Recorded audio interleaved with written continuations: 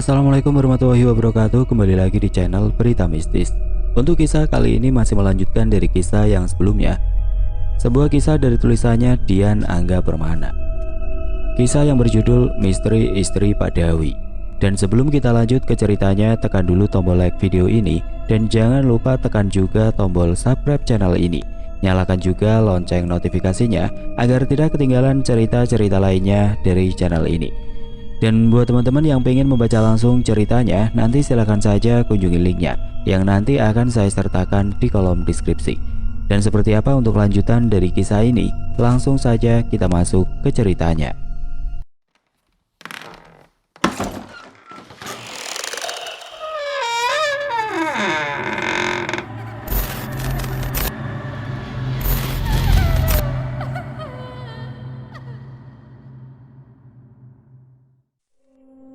Dina menatap Parman yang terlelap tidur. Wajah lelahnya terlihat pulas, membuat Dina enggan untuk mengganggunya. Ia mengurungkan niat, meminta suaminya untuk menemaninya ke toilet. Kejadian sore itu membuat Dina semakin menjadi penakut. Tidak mudah bagi Dina melupakan kejadian menakutkan itu yang baru ia alami seumur hidupnya. Dina sudah tidak mau lagi tinggal sendirian saat sudah petang. Daripada tinggal sendirian di rumah, ia lebih memilih ikut sholat berjamaah mengikuti Parman. Ketakutan itu begitu merepotkan Dina, semakin merepotkan saat ia ingin ke toilet tengah malam. Dina harus selalu ditemani oleh Parman, namun kali ini ia sungkan untuk membangunkan sang suami. Parman terlihat kelelahan setelah seharian bekerja. Keinginannya untuk buang air kecil sudah tidak bisa ditahan lagi. Terpaksa Dina keluar dari kamarnya, berjalan ke toilet seorang diri. Sebelum sampai toilet, Dina menoleh sekilas ke arah jam dinding. Saat itu jarum jam menunjukkan angka 01.20. Ia masuk ke toilet dan mulai menyelesaikan hajatnya. Dina meraih gayung di pinggiran bak penampung air sesaat sebelum dirinya terpaku pada loster toilet. Seketika, tubuh Dina bergetar, membuat air dalam gayung di genggamannya bercipratan. Bulu kuduknya merinding hebat, ketakutan luar biasa seketika menguasainya. Di loster itu ada jari-jari tangan berwarna hitam sebesar pisang raja. Masuk melalui celah loster, di setiap jarinya terdapat kuku runcing yang berlumuran darah segar. Tetesan darah itu jatuh ke dalam bak mengotori airnya. Sontak saja Dina melempar gayung di tangannya, beringsut keluar dari toilet dengan panik. Brak! Tubuh Dina terpeleset jatuh karena kakinya licin oleh air. Namun rasa takutnya jelas lebih besar ketimbang sakit karena jatuh. Ia bangkit lalu berlari masuk ke dalam kamar. Tubuh Parman Dina guncang, sampai suaminya itu terbangun dengan tampang heran. "Kamu kenapa, Dek?" Dina tidak menjawab. Tubuhnya menggigil karena ketakutan. Melihat hal tersebut, Parman bangkit bergegas pergi ke dapur. "Ini, minum," pinta Parman saat kembali dengan segelas air hangat. Parman mendudukkan Dina di pinggir ranjang. Tubuhnya masih bergetar walau tidak separah tadi. "Kamu kenapa lagi sih, Dek?" Di loster toilet ada jari." Parman menatap Dina sambil menautkan alisnya. "Jari siapa?" Dina menggeleng. Besar, ada darahnya," ujarnya dengan terbata-bata gelagapan akibat rasa takut yang berlebihan. Setelah mendengarkan penjelasan istrinya, Parman keluar diikuti Dina yang tidak mau sendirian di dalam kamar. Perlahan Parman mendorong pintu toilet dan tidak ada apapun di dalam. Bahkan tetesan darah yang Dina lihat mengotori air di bak mandi tidak ada bekasnya sama sekali. Parman menggandeng Dina kembali ke kamarnya. "Pokoknya besok antar aku ke rumah ibu," kata Dina sambil terisak. Meski di toilet tidak ada apa-apa, Parman yakin apa yang dilihat istrinya itu nyata. Dina ketakutan sampai sedemikian rupa, membuktikan yang dia lihat bukan sekedar bayangan atau halusinasi. Parman tidak langsung menjawab. Pria berbadan tegap itu terdiam beberapa saat. "Kita rencanakan besok. Sekarang mending kita lanjut istirahat saja," kata Parman akhirnya. Dina kembali membaringkan tubuhnya di atas ranjang kayu, sementara Parman masih terduduk di pinggir kasur. Akibat tidurnya terganggu, rasa ngantuknya hilang. Dalam hitungan menit Dina sudah kembali terlelap, melupakan sejenak peristiwa yang menimpanya barusan, sedangkan Parman memilih duduk bergeming. Bukan hanya sekedar melamun, ia tidak melanjutkan tidur agar memberikan rasa aman pada istrinya. Sudah 2 hari 1 malam Parman meninggalkan rumahnya. Kini dia baru kembali setelah mengantarkan Dina ke rumah mertuanya di Cirebon. Keputusannya mengantarkan Dina ke Cirebon sudah ia pikirkan, selain untuk membuat dia merasa aman, juga untuk menenangkannya. Terlepas 2 kejadian horor yang dia alami. Parman tidak berlama-lama di sana karena ia harus bekerja. Juga dia punya peliharaan ayam yang harus diberi makan. Walaupun ia sempat menitipkannya pada tetangga, namun Parman merasa malu kalau terus merepotkan tetangganya. Sampai rumah Parman langsung sibuk berberes-beres. Halaman rumahnya banyak daun kering berserakan setelah 2 hari tidak dibersihkan. Karena merasa bosan, selesai beres-beres Parman pergi ke rumah Pak RW.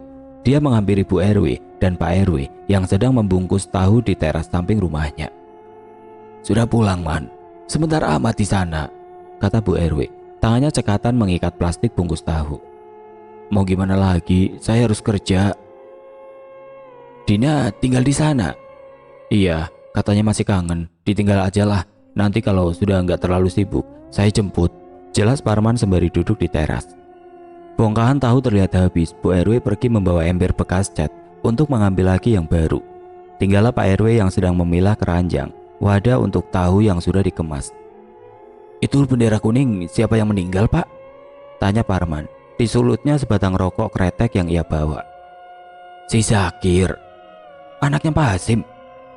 "Iya." "Kapan, Pak?" "Kemarin." Pak RW menjeda perkataannya. "Beberapa jam setelah kamu pergi." "Kok mendadak? Kecelakaan atau kenapa, Pak?" "Waktu jam 10-an lah, si Ningsih teriak-teriak, 'Kang Zakir, tolong Kang Zakir.' Kirain kenapa, saya ceklah pergi ke rumahnya. Begitu saya lihat, waduh, kondisinya parah. Si Zakir jatuh dari pohon kelapa belakang rumahnya. Posisinya tengkurap, tulang rusuknya patah," kata Pak RW sambil memegangi dadanya. "Ih, saya juga ngeri ngelihatnya. Langsung saja dibawa ke rumah sakit, meninggalnya di perjalanan," pungkas Pak RW. Parman mengangguk-anggukan kepala. Malamnya Pak Kusno kecelakaan motor," kata Pak RW lagi, kali ini tangannya menata tahu ke dalam keranjang. "Ah, meninggal juga?" "Iya, kegilas truk." "Astagfirullah, gimana kejadiannya, Pak?" "Kamu tahu kan, Man, jalan ke balai desa ada tanjakan panjang tuh. Si Pak Kusno bawa motor mau ke rumah saudaranya. Di tanjakan itu dia ngikutin truk muatan batu. Nggak tahu patah as atau nggak kuat nanjak, truk itu mundur lagi. Karena kemungkinan jarak motornya deket sama mobil truk itu, Pak Kusno nggak sempat menghindar, otomatis langsung tergilas," jelas Pak RT. Ia memperagakan kejadian itu dengan tangannya. "Langsung meninggal, Pak?" "Katanya sih meninggal di tempat. Saya juga nggak sempat lihat. Jam 10 saya ke sana udah dibawa ke rumah sakit. Jam 1-nya jenazah Pak Kusno dibawa pulang. Malam itu juga langsung dikebumikan," terang Pak RW. Kini dia duduk santai menghentikan sejenak pekerjaannya. Dalam beberapa hal punya tetangga seorang RW sangatlah berguna, apalagi Parman akrab dengannya. Cerita yang dibeberkannya selalu terpercaya, namun mendengar cerita barusan, Parman sedikit bergidik. Terhitung sudah ada 4 orang yang meninggal tragis seminggu ini, dari Jumin sampai Pak Kusno. Kejadian yang sangat langka di kampung Sawah Hejo. "Kalau gitu saya harus melayat," kata Parman seraya bangkit dari duduknya. "Nanti saja sekalian tahlilan, Man," saran Pak RW yang kembali melanjutkan pekerjaannya. Benar juga. Parman yang sudah mau pergi kembali duduk. "Belum seminggu, sudah 4 orang yang meninggal," gumam Pak RW. Tangannya kembali sibuk menyusun tahu dalam keranjang. "Kata orang tua saya dulu, bulan Suro itu bulan kesialan." "Atau bulan penumbalan," timbal Parman. "Penumbalan?" Sontak Pak RW melirik Parman dengan kening mengerut. Ia tersentak kaget dengan wajah penuh tanda tanya. "Waktu bapak saya masih hidup, beliau suka melakukan ritual untuk barang-barang pusaka miliknya," terang Parman bercerita. "Setiap malam 1 Suro, bapak memotong ayam cemani, membuat sesajen, terus barang-barang pusakanya itu dicuci pakai air kembang 7 rupa. Beliau bilang itu ritual penumbalan." "Ah," desa Pak RW lega. Wajahnya kembali seperti semula. Ia tahu dulu Kang Badru, bapaknya Parman, suka mengoleksi barang-barang antik, termasuk barang yang dikeramatkan. Maka tidak mengherankan kalau Parman tahu akan hal semacam itu. Pak RW menyalakan rokok di tengah kesibukannya menyusun keranjang berisi tahu. Seandainya Kang Badru masih ada, mungkin dia tahu kenapa temanmu bisa tersesat sampai ke Pulau Raja saat dia baru datang ke sini, katanya kemudian. Parman mendengus pelan, alisnya yang tebal terangkat sedikit. Ia tahu bagaimana bapaknya. Orang-orang yang menyangka Kang Badru orang yang berilmu tinggi, namun bagi Parman bapaknya itu tidak lebih hanya kolektor barang antik. Apa yang dilakukannya dengan ritual-ritual aneh itu hanya untuk menghormati barang yang dianggapnya pusaka, yang menurut Parman tidak ada artinya sama sekali. Bapak saya hanya orang biasa, ucapnya singkat. Azan zuhur berkumandang Bu RW dengan seember tahu yang baru saja dicetak. Parman tidak ingin terus mengganggu sepasang suami istri itu yang sedang sibuk bekerja. Ia pun pamit pulang untuk menunaikan sholat zuhur. Matahari belum cukup tinggi, tapi penduduk Sawah Hijau serempak bangun lebih pagi. Sebagian besar rumah sudah sepi, hanya beberapa saja yang masih nampak berpenghuni. Ini pemandangan yang wajar. Setiap pagi datang di kampung Sawah Hijau, profesilah yang memaksa mereka melakukannya. Serupa dengan Parman, pagi-pagi itu sudah berada di halaman belakang rumah Pak Dawi. Memulai pekerjaannya yang belum separuhnya selesai, kerjaannya menjadi lebih lama karena ia mengerjakannya seorang diri. Semenjak Parman tiba, rumah berlantai 3 itu terlihat sepi. Parman tidak melihat satu orang pun yang beraktivitas di rumah tersebut. Di area seluas itu, Parman terlihat sibuk sendirian. Dengan cuaca mendung dan udara dingin, menciptakan suasana mencekam di sekitarnya. Parman membuang nafas dengan kasar. Beberapa kali ia mengusap bulu kuduknya yang meremang. Sudah. Tiba-tiba kilat muncul di langit, bersamaan dengan suara gemuruh yang menggelegar. Membuat si buru tukang itu terperajat kaget bukan kepalang. Astagfirullah. Angin berhembus kencang, membuat sampah karung bekas semen berterbangan di udara. Langit semakin mendung, hampir terlihat seperti malam hari. Satu persatu tetesan hujan turun yang semakin lama semakin deras. Parman menghentikan pekerjaannya. Ia lari pontang-panting mencari tempat berlindung. Teras belakang menjadi satu-satunya tempat teduh di halaman belakang. Ia pun duduk di sana, walaupun tetap saja terkena cipratan air hujan yang terbawa angin. 1 jam berlalu, hujan tidak kunjung reda. Angin semakin mengamuk, disertai sambaran petir yang suaranya memekakan telinga. Neng Indri, Bu Iis, Bu Yani. Parman melongok ke dalam sambil memanggil nama-nama tersebut, bermaksud meminta izin untuk masuk. Melihat hujan angin yang semakin kencang, namun panggilannya tidak ada yang menyauti. Di dalam rumah itu terlihat gelap, tidak ada lampu yang dinyalakan. Satu-satunya cahaya hanya dari jendela. Itu pun keadaan sedang mendung, membuat rumah itu gelap gulita. Sepi. Parman masuk ke dalam rumah. Dia menghampiri dan mengetuk pintu di sebelah kanan, tidak jauh dari pintu belakang. Ruangan yang diketahui Parman sebagai ruang kerja Indri itu, ia buka sambil memanggil nama si pemilik ruangan. Seperti dugaannya, tidak ada siapapun di sana. Hanya ruangan kosong berisi sepasang meja, kursi, dan lemari laci di pojokan. Ruangan itu tidak berubah dari terakhir kali dilihatnya, kecuali sebuah benda berbentuk tusuk konde tergeletak di atas meja ruangan tersebut. Ternyata benar, gumamnya dalam hati. Tidak ada yang lebih menyeramkan selain melihat benda yang sama muncul di setiap insiden mengerikan. Untuk beberapa saat pandangan Parman terpaku pada benda tersebut. Semakin lama ia melihatnya, Parman merasakan ada suatu dorongan. Seakan ada bisikan yang memerintahkan untuk mengambilnya.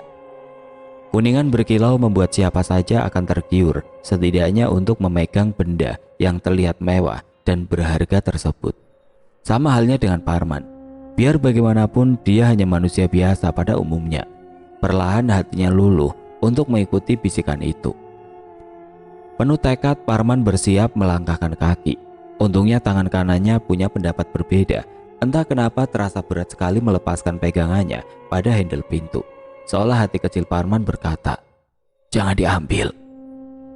Suara petir menggelegar membuat si buru tukang terperajat. Nyalinya mendadak hilang setelah mendengar suara geledek. Suara itu seolah mencambuk Parman agar tersadar dari jerat benda mengerikan itu. Parman kembali menutup pintu ruangan. Dia berjalan mengarah kembali ke arah pintu keluar, melewati dapur yang terletak di depan ruang kerja Indri. Sementara jika berjalan ke arah sebaliknya, maka akan memasuki lorong penghubung ke ruang lainnya yang terlihat cukup panjang. Lagi-lagi kilat menyambar. Cahayanya masuk melalui jendela membuat bayangan hitam tergambar di dinding lorong. Sontak Parman menengok ke arah belakangnya. Ia merasakan ada sesuatu di lorong tersebut. Bu Iis, ujar Parman berharap bayangan itu sosok yang ia panggil. Bukan jawaban yang Parman dapat, tapi petir yang kembali menggelegar. Karena cahaya petir itu, lorong menjadi terang sesaat. Kini ia tahu di lorong itu tidak ada siapa-siapa. Karena itulah Parman kembali melanjutkan langkah kakinya menuju pintu belakang. Namun lagi-lagi perasaan Parman mengatakan ada sesuatu di belakangnya. Ia pun berhenti untuk sesekali lagi menengok ke belakang. Begitu pandangannya mengarah ke belakang, sontak saja ia melompat kaget. Astagfirullah. Sesosok perempuan yang tidak lebih muda dari Indri sudah berada tepat di belakangnya. Padahal beberapa detik yang lalu tidak ada siapa-siapa. Maaf membuat masnya kaget. Saya Yeni, pembantu di sini juga, kata perempuan tersebut sambil tersenyum ramah. Namun senyuman itu tidak serta-merta membuat jantung Parman berhenti berdebar. Ia mengelus-ngelus dada untuk menenangkan diri. Perasaan tadi nggak ada siapa-siapa, kata Parman dengan wajah masih tidak percaya. Mungkin masnya nggak lihat karena gelap, ucap Yeni. Ia berbelok ke dapur setelah menekan saklar, menyalakan lampu di ruangan tersebut. Parman tidak menjawab. Raut mukanya masih terlihat kebingungan. Mau dibuatin kopi mas atau teh? Tanya Yeni di dapur. Gak usah, makasih. Saya cuma mau menumpang neduh di dalam. Soalnya di luar masih kena air hujan, terang Parman. Matanya tidak lepas memperhatikan Yeni. Berbeda dengan Bu Iis, Yeni terlihat masih seumuran dengan Indri. Rambutnya panjang diikat ke belakang. Tubuhnya tidak terlalu tinggi, dengan warna kulit kuning kecoklatan. Kalau begitu saya kembali ke dalam, soalnya masih ada yang harus saya kerjakan, jelas Yeni, kemudian pergi masuk ke lorong menuju ruangan lain. Selepas Yeni pergi, Parman masih berdiri mematung menatap ke lorong itu. Ada satu hal yang membuat Parman heran dan baru ia sadari. Yeni memakai pakaian tradisional adat Jawa zaman dulu. Bukankah itu aneh untuk seorang pembantu? Hari sudah sangat siang saat langit kembali terang. Parman segera melanjutkan pekerjaannya, memasang papan backcasting sebelum ke tahap selanjutnya. Ia tidak mau lagi berleha-leha, sudah cukup banyak waktu yang terbuang akibat berteduh dari hujan tadi. Ditambah keinginannya yang ingin segera pulang, karena perasaan tidak tenang mulai ia rasakan semenjak mengalami kejadian aneh saat berteduh beberapa saat yang lalu. Pikirannya pun menjadi tidak karuan. Menit demi menit pun berlalu, tapi pikiran Parman tidak kunjung tenang. Alhasil dirinya tidak fokus bekerja. Beberapa kali ia harus dibuat kesal karena salah memasang papan. Akibatnya harus dibongkar dan mengulangnya dari awal. Sesekali ia juga terlihat celingukan mencari sesuatu karena merasa ada yang memperhatikan, bersamaan dengan bulu kuduknya yang mendadak meremang. Astagfirullah. Parman mengucap istighfar beberapa kali. Ia percaya segala sesuatu ini hanya ujian baginya. Parman terus meyakinkan diri bahwa dirinya saat ini hanya sedang bekerja mencari nafkah, tidak ingin memikirkan hal lain selain itu. Tidak banyak yang bisa dikerjakan Parman untuk hari ini. Ia segera berkemas untuk pulang karena hari sudah sore. Tanpa meminta gaji hariannya, Parman langsung pergi. Bukan saja karena durasi kerja yang cuma sebentar, juga karena Parman merasa tidak puas dengan kinerjanya sendiri. Warung milik Teh Sumi, janda anak 3 itu terlihat ramai. Hal tersebut menjadi pemandangan biasa di RT 03. Warung tersebut memang sering menjadi tempat nongkrong bapak-bapak yang sedang bersantai setelah bekerja. Meski tidak setiap hari, warung yang berada tidak jauh dari rumah Parman itu menjadi favorit warga untuk berkumpul sambil ngopi. Letaknya yang strategis di tengah perumahan juga tidak ada saingan membuat warung itu tidak pernah sepi, walau sekedar orang numpang duduk.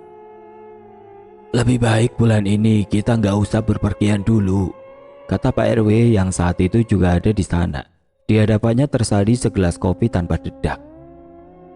Kata bapak saya dulu, bulan Suro itu bulan kesialan. Lanjut pria beruban tersebut. Mana ada bulan kesialan, tahayul. Jajang, seorang montir yang membuka bengkel dekat terminal, membantah perkataan Pak RW. Loh, buktinya seminggu ini sudah beberapa orang yang meninggal, kata Pak RW dengan nada agak tinggi. Merasa tidak terima perkataannya dibantah. Ingat, mereka meninggal tidak wajar loh, kecelakaan semua. Sesaat semuanya hening. Mereka baru sadar akan hal tersebut. Selain ini warga menganggap semua kematian itu wajar. Namun setelah mengingat kecelakaan yang berurutan selama seminggu ini, tiba-tiba saja muncul raut kengerian di wajah mereka. Kita nggak usah tahu setelah ini siapa. Amit-amit kalau sampai terjadi ke keluarga kita. Karena itu saya mengimbau agar kita tidak berpergian dulu, sama mengurangi aktivitas membahayakan. Pak RW menyeruput kopinya dengan agak kasar. Ya nggak mungkin lah kalau harus libur kerja. Istri sama anak saya makan apa? Protes Dudin, seorang penggali sumur. Jelas saja pekerjaannya tidak lepas dari yang namanya bahaya dan resiko. Itu menjadi dilema tersendiri. Saya nggak bilang harus berhenti kerja. Seenggaknya ini peringatan agar lebih ekstra hati-hati lagi dalam bekerja, Din. Saya cuma tidak ingin ada lagi warga yang kecelakaan, ucap Pak RW menurunkan nada bicaranya. Ia baru ingat kalau pekerjaan warganya bermacam-macam. Sepertinya cuma kamu yang senang karena banyak yang meninggal, ujar Jajang kepada Wardi yang baru datang. Tentu saja perkataannya itu hanya guyonan. Jajang bermaksud mencairkan suasana dengan celotehannya. Wardi berprofesi sebagai penggali kubur. Meski tidak digaji, namun biasanya ia dapat uang tip dari keluarga almarhum sebagai tanda terima kasih. Ngasal kamu, Jang, saut Wardi menyangkal.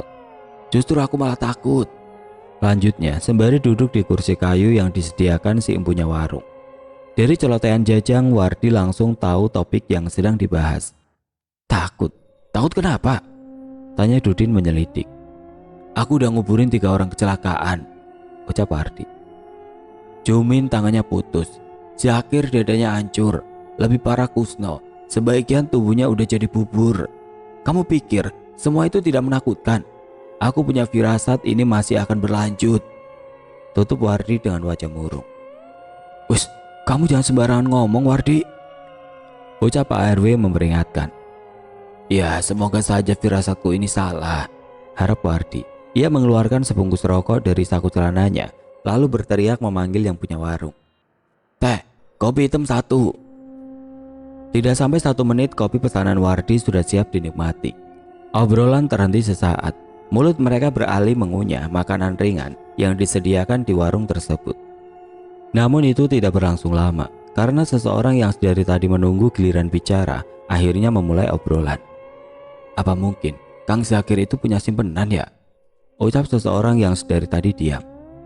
Adalah Obi, pemuda pengangguran yang sehari-harinya hanyalah main futsal. Obi sendiri tidak lain adalah kerabat dari Zakir.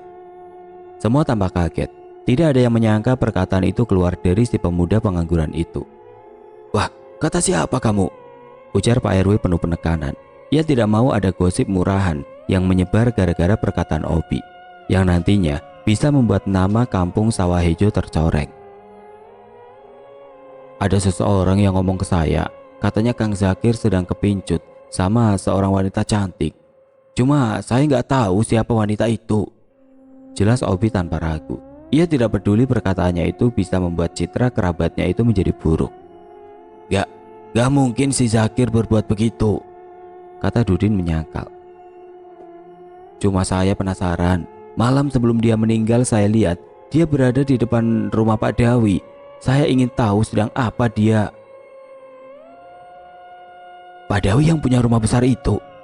Jajang bertanya seakan dia juga baru ingat sesuatu. Iya. Apa ini kebetulan?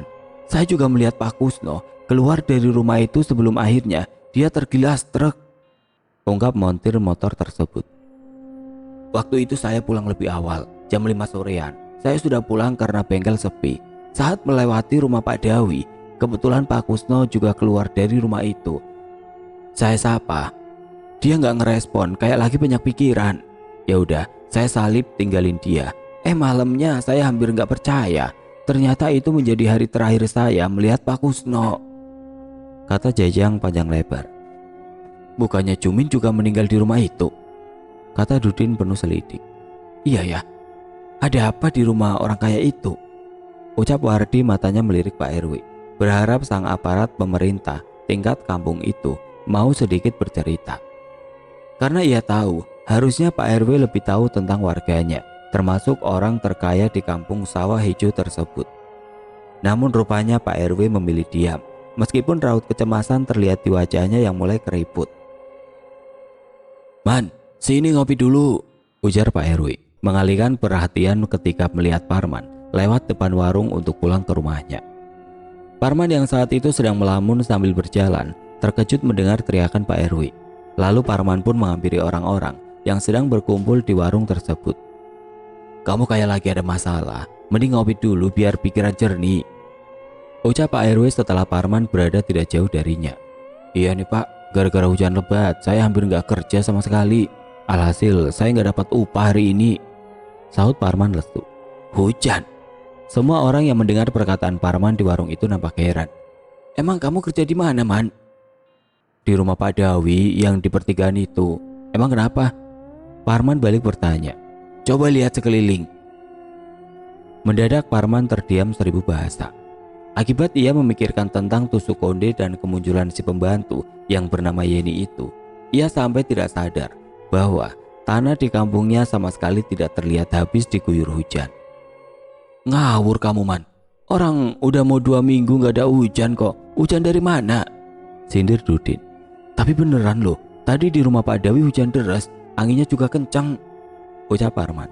Tangannya gemetar tidak percaya. Samar-samar terdengar suara kuda yang berlari di jalan aspal, diiringi gemercing bunyi lonceng. Tidak salah lagi, itu suara kereta kuda, ucap Parman yakin setelah lama terdiam untuk memastikan. Siapa yang naik kereta kuda ke sini? Parman berbicara sendiri. Jelas saja dirinya heran karena kereta kuda alat transportasi yang sudah hampir punah. Bahkan ia sudah lupa terakhir kali melihat alat transportasi tradisional tersebut. Parman kembali terdiam. Ia mencermati suara itu dengan seksama. Sesekali matanya memandangi langit-langit, lalu mengerutkan kening saat mendengar suara itu semakin lama semakin mendekat. Terdengar suara sepatu kuda yang bergesekan dengan aspal, menandakan kereta kuda itu berhenti. Suaranya berhenti tepat di jalan depan rumah Parman. Setelah itu keadaan menjadi hening, tidak ada suara apapun. Yang terdengar hanya suara nafas Parman yang semakin cepat, 2 kali lebih cepat dari biasanya. Wajahnya mengerut harap-harap cemas. Siapakah gerangan yang menaiki kereta kuda berhenti di depan rumahnya? Tak tak tak, Bang, Abang. Seketika Parman celingukan. Meskipun ragu, ia merasa mengenali suara yang memanggilnya. Bang, buka Bang. Dina, gumam Parman. Lalu ia beringsut membuka pintu kamar dan bergegas keluar. Di luar kamar, Parman diam mematung untuk memastikan sekali lagi kalau pendengarannya itu tidak salah. Bang, ini Dina. Bang, buka pintunya. Ya, tidak salah lagi, itu suara Dina, istrinya. Parman beranggapan mungkin istrinya itu pulang sendiri lalu datang kemalaman. Karena sudah tidak ada kendaraan, akhirnya ia memilih naik pedati atau kereta kuda untuk sampai di sini. Kemungkinan itu yang sangat masuk akal baginya. Lantas Parman berjalan mendekati pintu untuk membukanya. Ia sendiri begitu ingin bertemu sang istri. Ia amat senang kalau sang istrinya itu pulang tanpa harus dijemput. Pintu dibuka dan tidak ada siapa-siapa. Di balik pintu itu tidak ada siapapun. Parman menengok ke kiri dan ke kanan, namun tetap saja tidak menemukan apa-apa. Lalu ia mengangkat kepalanya untuk melihat ke arah jalan. Allahu Akbar, ujar Parman terperajat. Di jalan aspal depan rumahnya sudah terparkir sebuah pedati berwarna emas. Ditarik 2 ekor kuda berukuran besar berwarna hitam. Setelah diperhatikan lagi, ternyata itu bukan kuda biasa. Bagian atas kuda itu ternyata manusia. Lalu di belakang pedati itu berjejer gerombolan pengawal yang mengikutinya. Segerombolan orang yang tidak asing bagi Parman karena sore tadi baru saja melihatnya. Yang tidak lain, makhluk-makhluk perwujudan dari patung-patung di depan rumah Pak Dawi. Suasana di luar hening, sampai udara pun tidak ada. seakan berada di ruang hampa. Parman bisa melihat rumah-rumah tetangga, namun ia merasa seperti berada di tempat lain. Ada semacam penghalang di sekeliling rumah Parman, mencakup kesekitaran pedati atau kereta kuda itu. Parman langsung shock, matanya terbelalak, mulutnya menganga. Di luar dugaannya ia akan mengalami rentetan kejadian mengerikan, dan ini adalah puncaknya. Sempat terpikir olehnya kalau Pak Dewi berniat mencelakakan dirinya. Ternyata itu bukan sekedar prasangka. Terbukti makhluk-makhluk ini datang ke rumahnya tentu bukan dengan maksud baik. Satu makhluk yang berbulu lebat mendekat ke pedati sambil tertawa. Tawa yang sama dengan si kakek aneh siang tadi. Makhluk itu membuka pintu pedati dan keluarlah dua ular besar. Yang satu berwarna agak kekuningan, satu lagi kebiru-biruan. Dua ular itu keluar dari dalam kereta, lalu berdiam diri di kedua sisi pintu pedati. Tidak berapa lama keluarlah ular yang lebih besar. Para pengawalnya diam, tidak ada yang bersuara. Makhluk-makhluk yang mengelilingi pedati itu semua membungkuk memberi hormat pada sang ular. Hanya Parman yang berdiri tegak, itu pun dengan keadaan shock. Ular yang dihormati itu merayap ke arah Parman yang masih berdiri mematung. Semerbak bau akar wangi menyertainya. Nampak jelas ular yang menghampiri Parman berbeda dengan yang lain. Sisiknya hijau keemasan dengan perhiasan begitu banyak menempel di badannya. Saat jaraknya semakin dekat, sang ular dengan sekejap berubah menjadi wanita muda berparas elok. Bak seorang ratu, segala sesuatu yang ada di tubuhnya terlihat berwarna emas, mulai dari gaun sampai kukunya yang panjang pun berwarna emas. Ia tersenyum, wajahnya putih seperti susu, bibirnya merah semerah delima, rambutnya yang panjang diikat menggunakan tusuk konde. Tangannya terlihat gemulai, kakinya jenjang, didukung dengan tubuh yang anggun.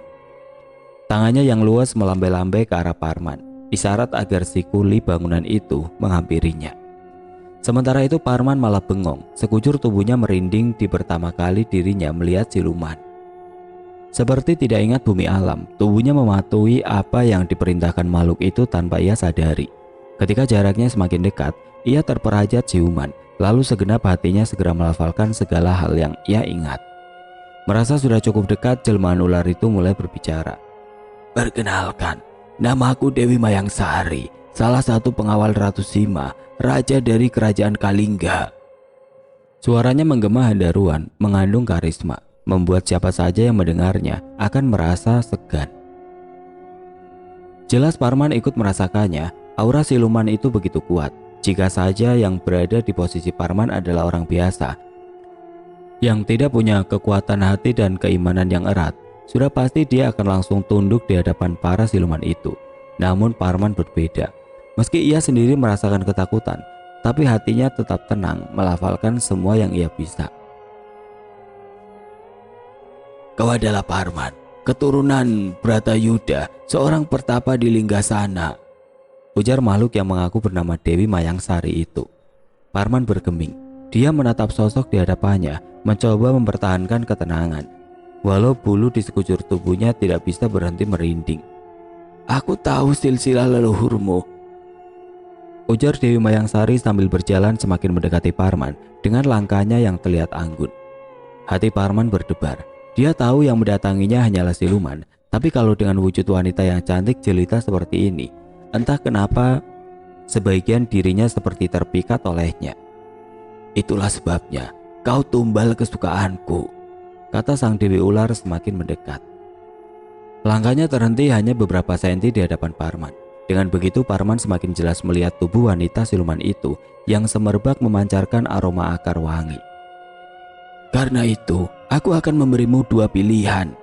Senyum manis tersungging di bibir sang Dewi Ular, namun di baliknya terdapat niat yang amat licik. "Pilihan pertama, aku akan terus menggodamu sampai aku terjerat dalam pengabdian budaku. Ingat, aku punya sejuta cara agar kau bisa terperangkap oleh jebakanku." Senyumnya benar-benar bagaikan racun di dalam madu, meskipun manis namun akan sangat mematikan. "Lalu pilihan kedua?" Dewi Mayangsari menghentikan perkataannya. Wajahnya didekatkan ke samping wajah Parman, lalu berbisik di telinganya. "Kau harus menjadi suamiku dan memberiku tumbal setiap saat. Dengan begitu, aku akan mengabulkan semua permintaanmu. Jantung Parman semakin berdebar. Darahnya mendesir keras, jantung berdegup semakin kencang, keringat dingin bermunculan. Parman melangkahkan kakinya mundur satu langkah, menjauhi sosok siluman itu. Oke teman-teman, sampai di sini dulu ceritanya. Nantikan kelanjutan kisah ini di video berikutnya. Agar tidak ketinggalan, klik tombol subscribe channel ini dan nyalakan lonceng notifikasinya. Wassalamualaikum warahmatullahi wabarakatuh.